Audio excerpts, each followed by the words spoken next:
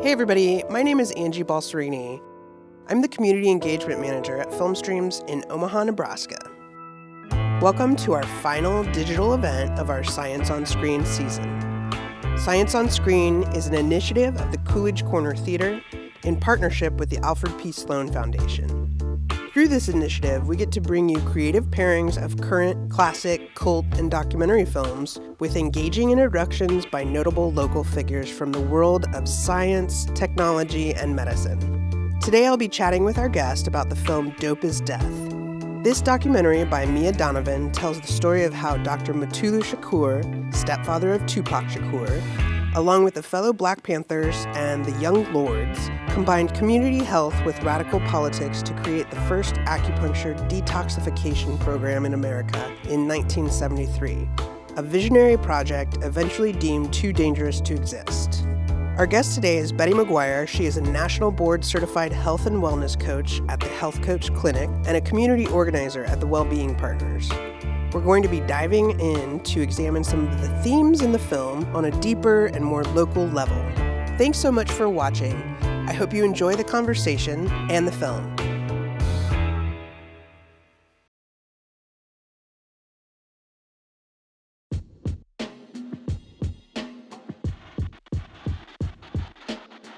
Hey everybody, thanks so much for being here. My name is Angie Balsarini. I'm the Community Engagement Manager for Film Streams in Omaha, Nebraska.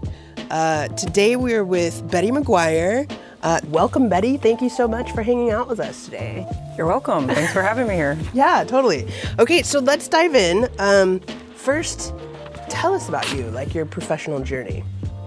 So I started out as an environmentalist, really. I went to school for my undergrad in environmental studies, and through that work, I started to see a strong correlation between the conditions of the earth and the conditions of like the collective human race, especially in the Western world.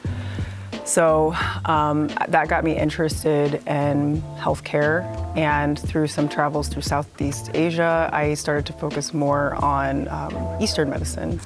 And so that really, in a roundabout way, got me into massage therapy.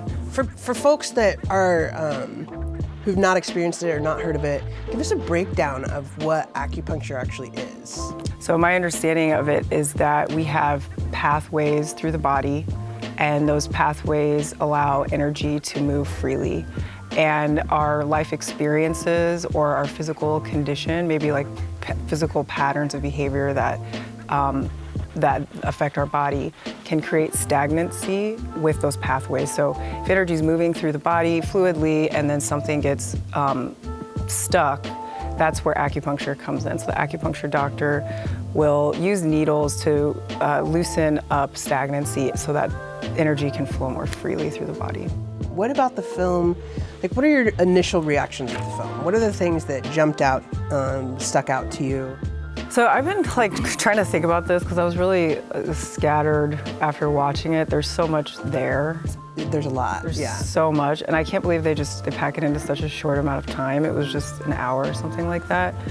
But the thing that jumped out to me the most was the like how dangerous the medicine was. I mean, it was dangerous to the point, the acupuncture, dangerous to the point that they were like, not dangerous to the people, but to the like the police, the FBI. Status quo. Yeah, it was helping people get off of heroin and other addictions that they had. It was also helping people get off of methadone, and that was being issued by the government to folks to quote unquote get them off of heroin. So that was threatening to the establishment is the way that the documentary presented it. And I just thought that was really powerful to observe, because I think we can see that still happening today. There are plants and you could say treatments even that aren't widely accepted in the conventional medicine field. And they're a threat to the establishment. You know, it's a threat to big pharma if you find something holistic that really helps people in a big way. I also want to hear about, and we don't have to dive like super far into it, but I do want to hear about your thoughts on community health as an environmental issue, like how it ties it, because you were saying how your first passion is the environment, How do these tie into each other? Yeah, I love this question. This is actually my favorite subject. So I'm like trying not to get too excited. I'm like, we're about to talk about it. But we are the earth. We're earthlings, we're of this planet. Our bodies are physically made up out of the same stuff as the oceans, the streams, the mountains. And so I see our individual well-being as a direct reflection of what's happening with the earth. The way that we treat ourselves, the way that we treat others, a direct reflection of how we treat the planet as individuals and collectively. So when we have communities that are suffering, we of course will see that reflected in the environment. When we are treating the environment poorly, contaminating the water and the air and really the earth, because that's what landfills are. We just make a big hole and dump a bunch of trash in there. No surprise, we see that reflected right back to how we treat ourselves. So my observation is that when we do things like take community wellness initiatives and stomp on them, that we're going to see that reflected right out into the earth as well. So just as when we treat the earth poorly, we see that in ourselves. I think the same is true. Flint, Michigan, right? Yeah, exactly. Yeah. I think the same is true when we treat ourselves well. So when we prioritize individual well-being, individuals make up the collective. Mm-hmm. So we are then prioritizing collective well-being, which turns into environmental well-being.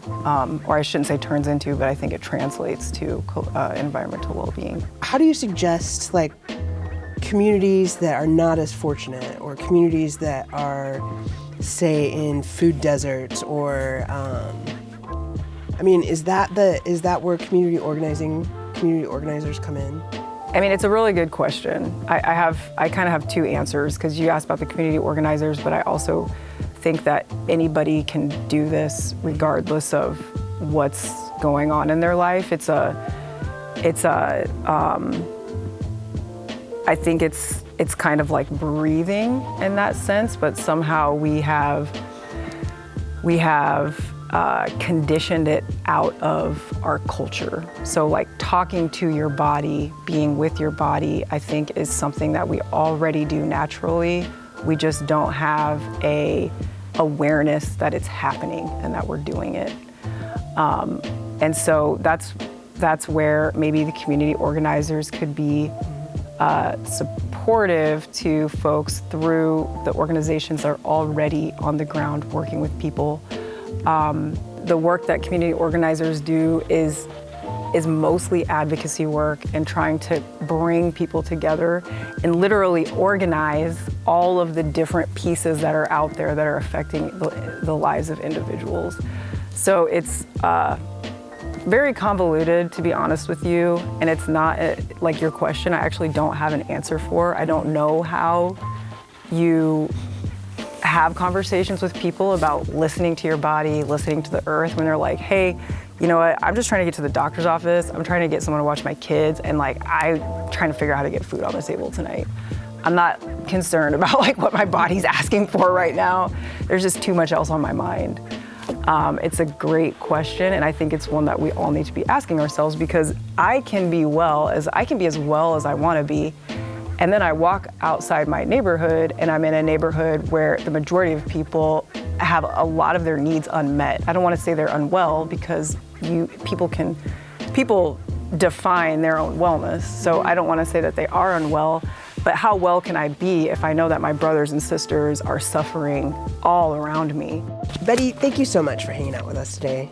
Can you tell us again about the organizations that you are representing and the initiatives and how we can support you? And thanks for having me. This has been really fun. Yeah. So the Health Coach Clinic has a free wellness workshop every other Friday at noon. And during that time, basically, we go through the process of creating a SMART goal. There's a grounding and centering practice to sort of just collect your thoughts, let the body relax. And then we move into visual imagery, imagining your vision of health. and then going through the process of creating goals and a strategy that aligns with the goals that you have.